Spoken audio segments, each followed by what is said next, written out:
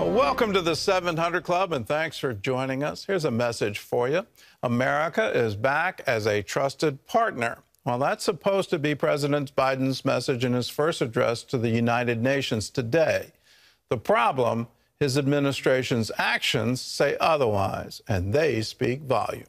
After the chaotic withdrawal from Afghanistan and a serious breach with the French, America's allies are asking, can the United States be trusted?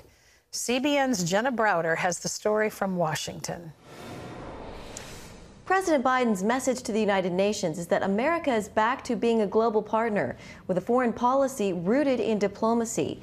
But some allies are questioning his word, given recent events. From the chaotic U.S. troop withdrawal from Afghanistan and the crisis at our southern border, to a push for booster shots for Americans when most of the world has yet to receive their first, and other bad news stories. Recent headlines call into question U.S. leadership in the world. The French are so angry they've pulled their ambassador to the U.S. This after our new security agreement with Australia killed France's deal to sell them submarines. I've been recalled for consultations. That's the meaning of this procedure, which is uncommon and which marks the seriousness of our reaction and of this moment in our relations with the United States. Underscoring it all, the U.S. troop withdrawal from Afghanistan that outraged NATO partners. In August, the German politician who's running for chancellor as head of Angela Merkel's Christian Democratic Union Party, criticizing the U.S. for acting unilaterally, calling it the greatest debacle in NATO's history. Members of Britain's parliament echoing that sentiment, actually condemning the American president and calling for a new direction. We can set out a vision, clearly articulated, for reinvigorating our European NATO partners, to make sure that we are not dependent on a single ally, on the decision of a single leader. This is not what the Europeans or the American media expected from Joe Biden. Heavily critical of former President Trump's bombastic foreign policy, word was that the, quote, grown-ups would be back in charge. When Biden came in, people let down their guard. They expected that this would be an easier moment, an easier time in American diplomacy, and to some extent, it has not been. Michael O'Hanlon with the Brookings Institution telling CBN News that France in particular felt ambushed by the submarine deal, something it would have expected more under the Trump administration. O'Hanlon says trust is going to have to be built back up. Negotiate with allies before you make the next big decision on an alliance change or a use of force. You compromise with them. You seek out common ground. You don't do things secretly.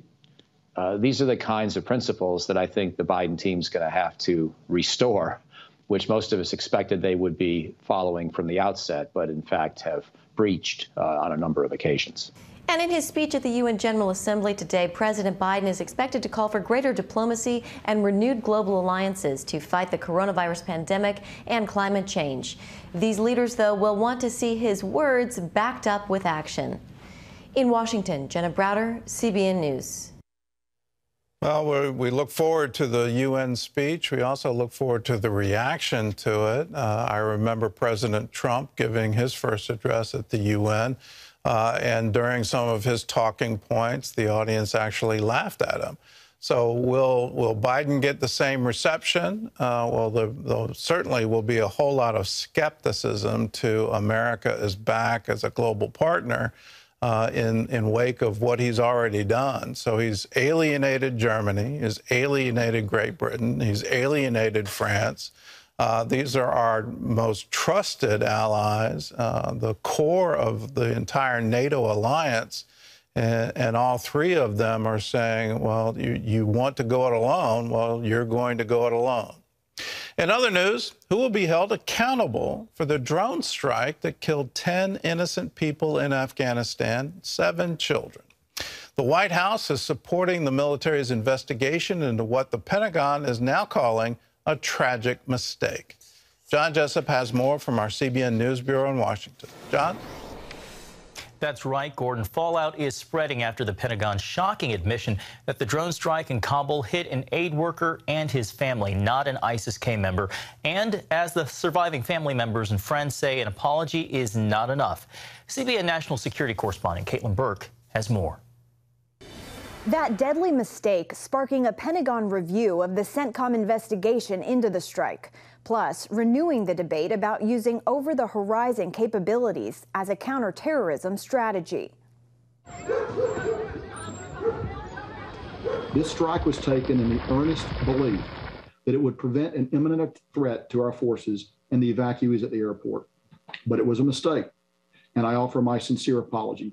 Instead of taking out terrorists, however, the U.S. Hellfire missile killed 10 members of the Ahmadi family, including Amal Ahmadi's 3-year-old daughter, Malika. I want to for the USA that according to the law of the USA that they should punish 2 persons targeted innocent children, innocent person at my home. The driver of the targeted vehicle was Zamarai Ahmadi, a longtime aid worker with a U.S.-based group. Rather than carrying explosives, it's believed his car was full of water bottles for his family. Wahid al-Zahir, a former co-worker of Ahmadi's, tells CBN News his colleague was passionate about humanitarian work. He was working with the Nutrition Education International, and he was just providing service to the teenager boys and women. To end the malnutrition. For days after the drone strike, the Pentagon insisted it had hit its intended target. At this point, we think that the procedures were correctly followed and it was a righteous strike. And President Biden used the strike as an example of a new over-the-horizon counterterrorism strategy. We can strike terrorists and targets without American boots on the ground, or very few if needed. We've shown that capacity just in the last week.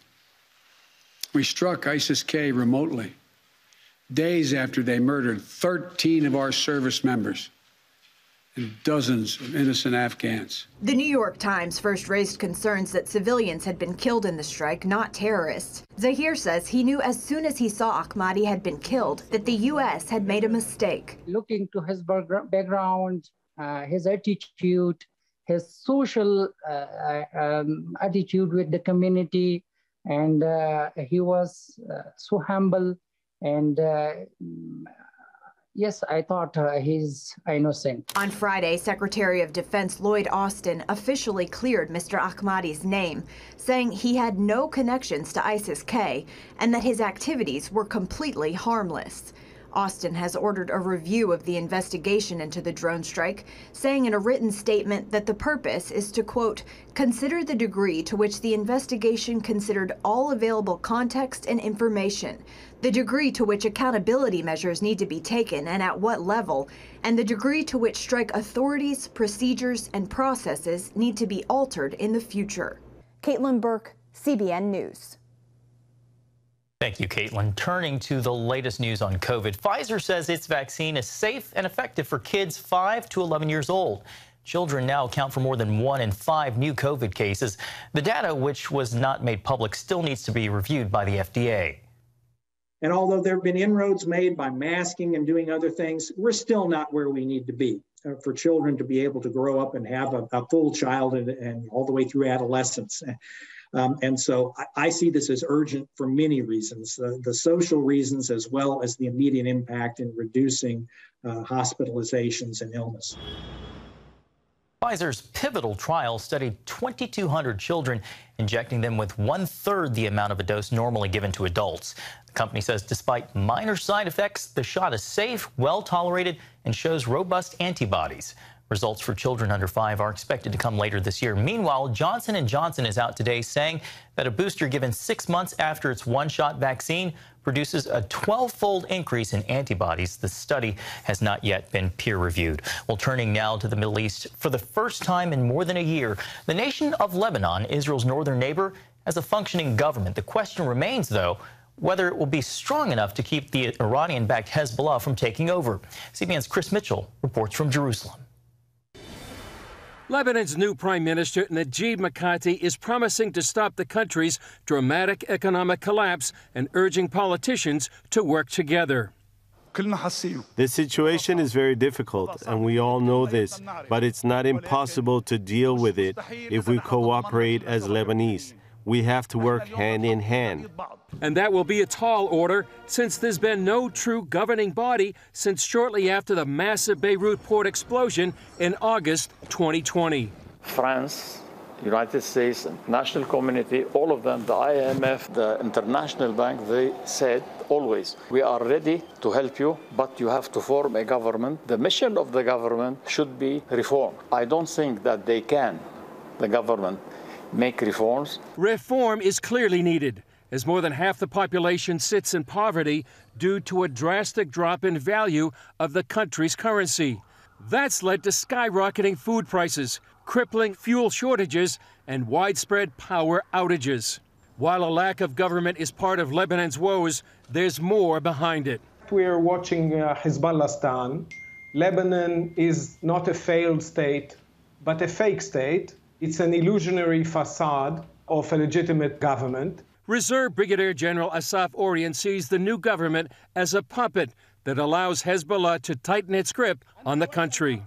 They're running the show. They allow legitimate veneer of Christians, Sunnis, and others to take part in this facade. And as long as the world buys it and keeps on paying, it will keep on rolling. Orion says the West needs to learn from Afghanistan, where for decades the U.S. supported the local government that was then overrun by the Taliban before the Americans even left. Political realities can't be wished into reality. Designate Hezbollah as a terror organization, sanction it, fight it across the whole of government, financially, legally, politically, and if needed, militarily, and recognize reality for what it is. For Israel, the threat is huge. Hezbollah is also the severest military threat to Israel on its borders. The potential for the severest war in the region is between Israel and Hezbollah. And that's because Iran is keeping on pushing itself onto Israel's frontiers, both in Lebanon and in Syria. Meanwhile, Israel says Iran is just a month away from having enough material to make a nuclear bomb. Chris Mitchell, CBN News, Jerusalem. Thanks, Chris. Gordon, there was a time when Lebanon was compared to the Paris of the Middle East, and now it's a country in dire straits. It was called the Jewel of the Mediterranean, and it was a beautiful country. I had the privilege of visiting Beirut. You could actually go to anywhere within the country. You didn't have to fear for your life. It was wonderfully cosmopolitan, very sophisticated, and that was in 1969. But today, it's a completely different story. What happened? Well, what happened was the PLO tried to topple King Hussein in Jordan. They failed. Syria was trying to support that. The U.S. military got involved in a threat without any action, and that essentially doomed the coup. And in the follow-up, the PLO was expelled from Jordan. And Lebanon said, come to us. We have the secret sauce. We know how Jews and Muslims and Christians can all get together and live in harmony. We have shared government. Everything's great. And so the PLO move in. Now, that radicalized group that was bent on the destruction of Israel completely destroyed Lebanon. It hasn't been the same since. Today, it's no longer called the PLO. It's called Hezbollah, and it's heavily funded by Iran. The number one purpose, attack Israel. That's their goal. They're not trying to build a nation. They're not trying to build an economy. They're not trying to have peace. They're trying to have hardened bunkers and tunnels and all the hills in southern Lebanon so that they can attack the Israeli army. They can send rockets across the border, and they can be essentially a terrorist state. Now, what does the Bible say about this? It's the promise to Abraham. I will bless those who bless you. And there's another side of it. I will curse those that curse you. You look at the root cause of what's happening to Lebanon, when they come to peace with Israel, when they can finally say, we bless the children of Abraham, when they can finally do that, then they'll have peace.